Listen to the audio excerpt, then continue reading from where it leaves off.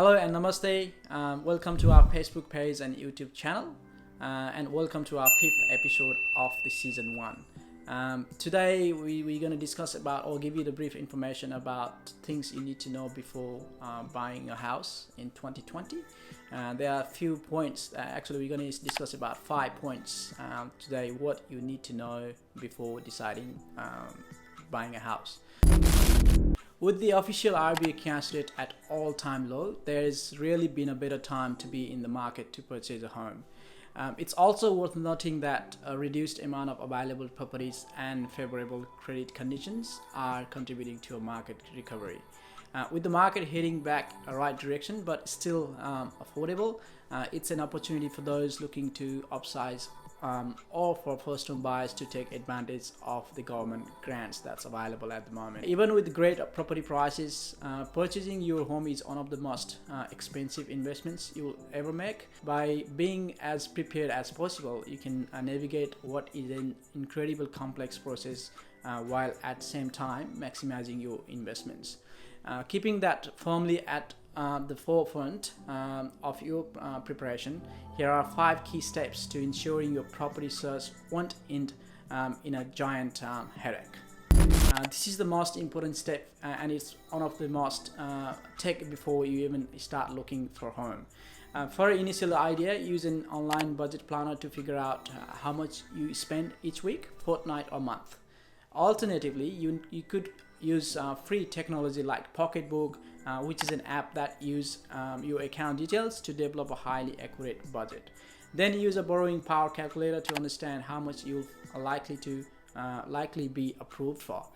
It's critical to note that the extra costs such as stamp duty and lender mortgage insurance when finalizing your budget. While this is a great guide, the best way to work out exactly how much you can borrow is to speak to a lending specialist, as they can give you the most accurate rate and credit requirement information. The second one is factor in silent or forgotten cost. These costs are like council rate, stamp duty, lender mortgage insurance, additional insurance to your home, loan fees that you have to pay applying on the loan, conveyancing. By preparing property and factoring in the extra expenses, you won't be hit with any unpleasant surprises when it comes to signing on the dotted line. Third one is research. You can't be too prepared when purchasing property. Start off by first narrowing down what areas you like to live in. Look at recent sale prices, history, and the suburb profiles on real estate websites. Then have a chat with the local real estate agents to get a feel of how the market has been trending in the suburb. You should consider what's important to you, but also be aware of things that help improve property value for when it's time to sell. Things like school zoning, future building plans, visit the local council websites to know what's the developments coming through, the transportation, access to amenities like childcare, schools, and all sort of things.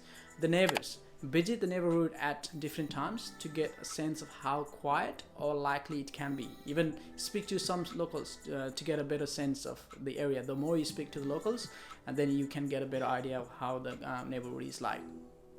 But it's not just about researching the suburb you have targeted either.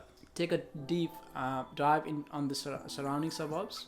When you have found a house you are genuinely interested in, use property profile reports to get an idea of what similar houses have sold for, the sale and the rental history of the house, and even an estimate of what the house is worth today. By taking your time and doing the necessary groundworks, you'll be far less likely to overpay or settle for something you don't really want. If you don't have a home to sell and it's simply about buying a home, the decision becomes simple. However, if you have an existing property in the market, such as this one, where house prices have possibly fallen since you purchased, you may need to weigh up your options, renovating versus buying. If you have the space to renovate or extend, it's worth considering, as you can avoid the hassle of looking for a new place and the large costs associated like stamp duty and legal fees and real estate agents' commissions. You can also create exactly what you want rather than settling for what's available.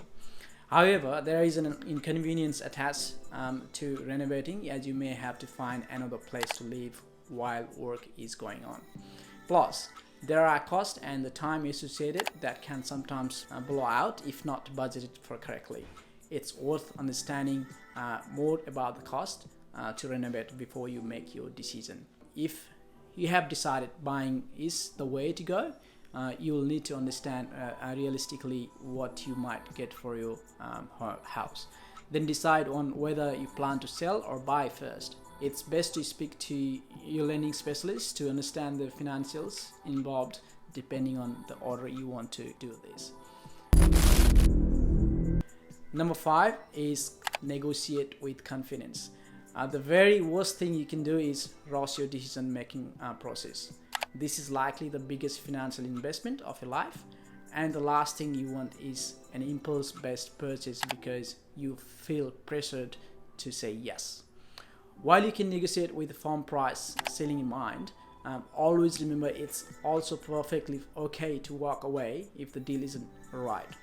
There will be other properties that meet your requirements.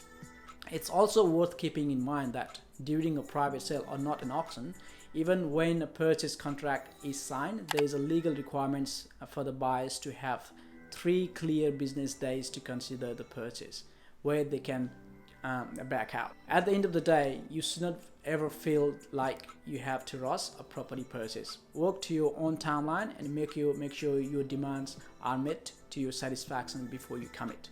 In saying that, when it's time to negotiate, there are a few things to consider. If you have noticed that there is a little interest in the property either by limited people at the open houses, lots of similar houses on the market, or the agent is really pushing for an offer, you could be in a position of power, meaning you could be one of few or the only interest party. This gives you room to offer below the asking price. The asking price has ultimately been given by the seller with guidance from the agent. If you have noticed similar sized and located house in the market are selling for less than the asking price, don't use it as a starting point or even the guess. Keep in mind, a house is only worth as much as someone will pay for it. This means the seller will either have to settle for a lower price or take the house off the market. Price isn't the only negotiating tool. You can also negotiate settlement terms. For example, if it suits you to get into the house quickly because you have already sold your house, you can also offer a leaseback as an incentive to a seller who isn't ready to leave the house due to waiting on the purchase of their next home. This is where you rent the property to them. You can even negotiate repairs and buying some of the furnitures in the house, particularly if it's custom made for the space. To get you started, why not do you speak with one of your local agents, or even you can contact me for further information. Thank you for watching today's episode. I hope you were able to get some information about things to consider before buying a property. Please don't forget to subscribe our YouTube channel and like our Facebook page for the weekly updates. And I'll look forward to seeing you next Friday. Thank you.